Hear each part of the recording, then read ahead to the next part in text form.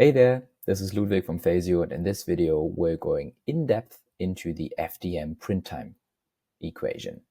And let's first start with a few considerations. So before I even go into this, there are many different ways to calculate prices for FDMs. This is just one way, and many manufacturers actually want to establish a price through the print time because part complexity and volume scales quite well with that, of course, right?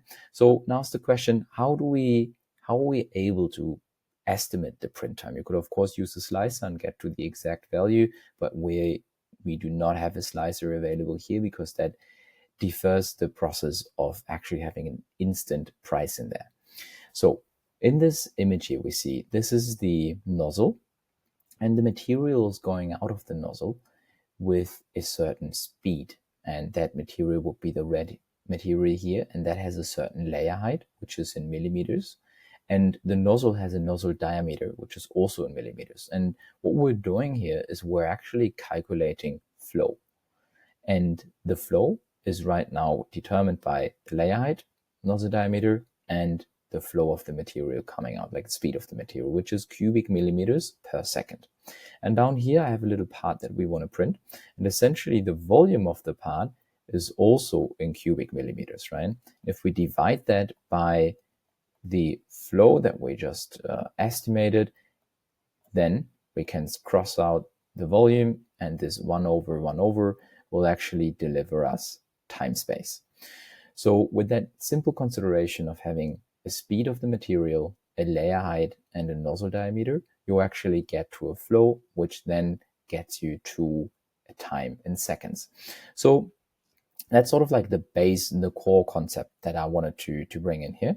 Let's take a look at the equation and the code you'll find within the docs, and you can create that within your processes in your account. So I'm going FDM, I do print time considerations, and just create this. And well, let's keep it internal. If you have other processes that are live already, when you play with something, you want to really keep that internal for now. Then let's have the equation in here, and I actually have the equation copied already. Put that, create the equation, and you will probably run into the issue that you have not yet defined the material variables.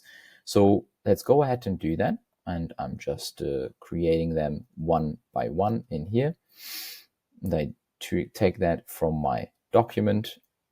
For example, start with the base speed nozzle.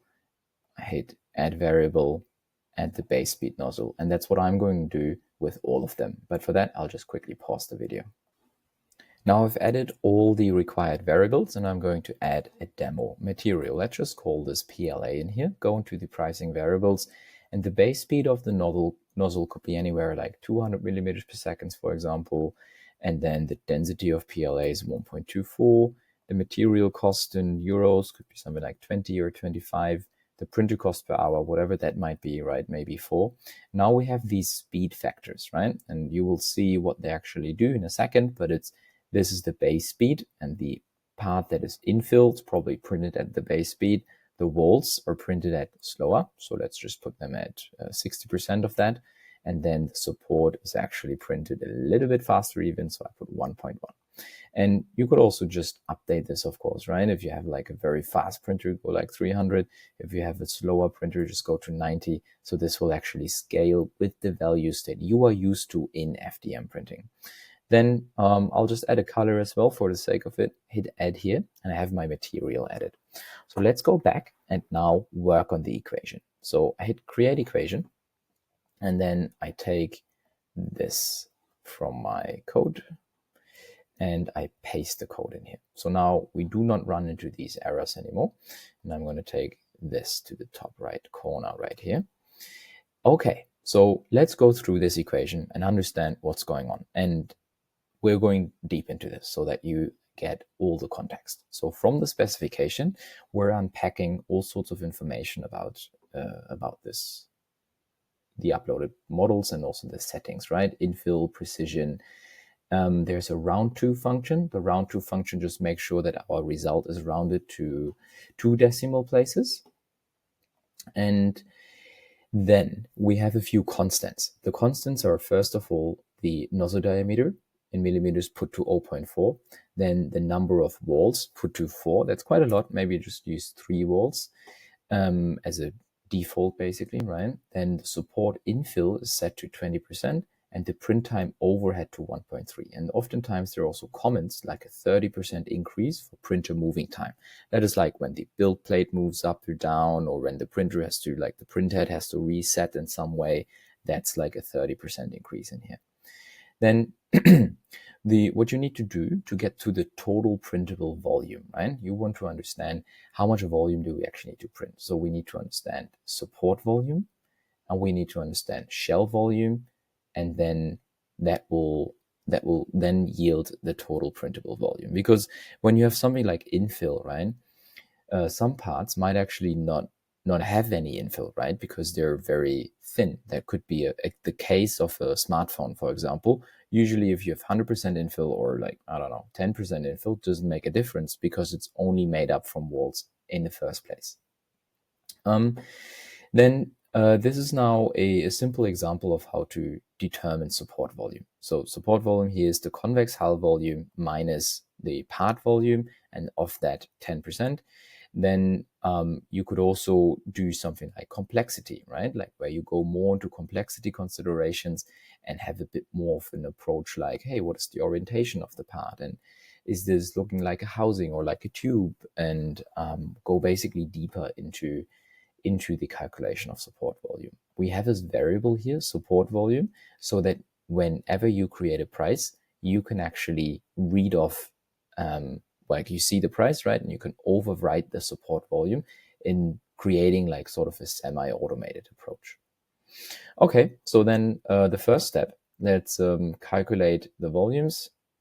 So the shell volume is is at least the volume of it cannot be greater than the volume of the part, right? And it's the surface area times the nozzle diameter times the number of volts, and that is an approximate, of course, right? So that we take for the shell volume, we get the part infill. The default value will be 0.2, but the customers can, of course, like choose different values, and you can also hard code the default in the infill settings. And then we have our infill volume is then the volume of the part minus the shell volume times the part infill, right? And if shell volume is exactly the same as volume, you have the first term here is 0, and hence there is no infill volume. Then only shell volume is present, right? And the support volume is calculate support volume. And always if you see brackets like this, that means a function is being called, and you can control click that function to get to the function definition. So again, you can control click almost anything and get to the definition of that. So now we have the volumes calculated. We want to get the layer height. That is just getting the setting from the customer. Then the step 3 is calculate material costs, and that would be just we have our material density and we have the material cost in here, and we can then determine the weight, the support material weight, and then the total cost will be the total weight of material times the material cost per kilogram, which we get, of course, from the setting that we just did for PLA, right? Then in the step 4, we want to calculate print time and the machine cost. And the machine cost is basically cost per hour, and so we need print time. We need to up the approximated print time. And we get all the variables like the base speed, the different speed factors, and we calculate wall time, infill time, and support time exactly by volume divided by the flow. And that is exactly what we have done in these considerations. That was volume divided by the flow. You get a time in seconds there, right? And then additionally on line 83, there's some like a suggestion. You don't have to do that, but a shell penalty. Sometimes parts with a lot more volume than infill volume, so like very thin parts, are difficult to print, and hence there's a little penalty factor for such parts in here. And then the total time in hours is rounded by wall time, infill time, support time. There's the print time overhead, and then also the shell penalty divided by 3,600 to get from seconds to hours. And the print time hours is then going into the machine cost, print time hours times the printer cost per hour, just to get to the cost to euros, for example, right? That would be the print time cost. And we up here, we have the material cost. Both of these are determined now. And then you see in the calculated price, you have the material cost plus the print time cost, like the machine cost in this case. And there's also a quantity discount factor. And this function here, or this variable here, quantity discount, is per default, it's 1. And then if the quantity is between 10 and 50, then the quantity discount is updated to 0.95, which is the same as 5% discount, right? And then we have our calculated price, and that we feed into the final unit price, where we again have a variable that is called unit price. I'll just use the camel case here. And we want to be able to overwrite the final unit price, right? And that's why we call this variable function within the equation. Now we got to give this a name, print time v1. And I just hit save here and mark this one as live. And now let's go and play with this. Let's check on the infills here. I'll just refresh this once.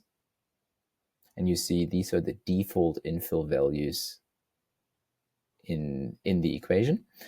Then let's go into our quotes. Or maybe first, let's go also into precision and see that in precision, we have standard 0.2, and that would be layer height, right? In FDM, this is layer height. And you could also put something in here like draft 0.4 mm. And then just put the 0.4 in here, and then this number will actually update accordingly. So when someone chooses between standard and draft, there will be a price difference. So let's go into a quote, upload a model,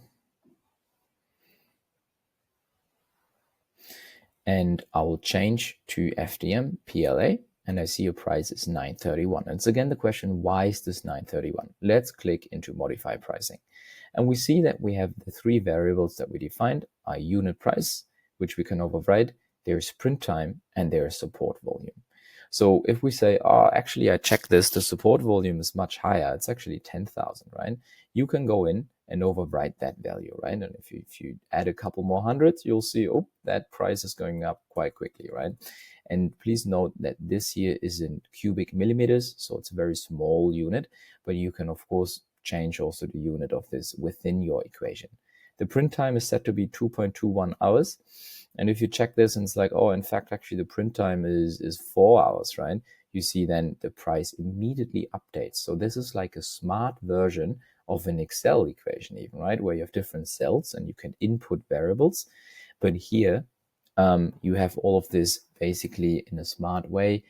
During your quote creation, you can override anything that is within your equation and thereby do either an automated approach or a semi-automated approach. I'll just take this away and with that conclude the video. Or actually you can also choose different infill values, of course. So if we do 100% infill on this one, the price change is relatively low because in this part, as you can see, there is not much bulk in this. It's a relatively small part. But you can, of course, also change the layer height. And if we go to draft, then we expect this part to be cheaper. And that is because the layer height is much larger and the print time will be much lower, right? The print time is only 1.19 hours. And before the print time was 2.21 hours. So you can really see how changing these settings gives you immediate feedback on the estimated print time. And I hope this is useful to you. And if you have any questions about the FDM print time equation, do reach out to us. You can also make use of AI to build this equation even further. This is just the start, just the fundamentals. And I'm very curious to hear how you're building this further. Right, bye-bye.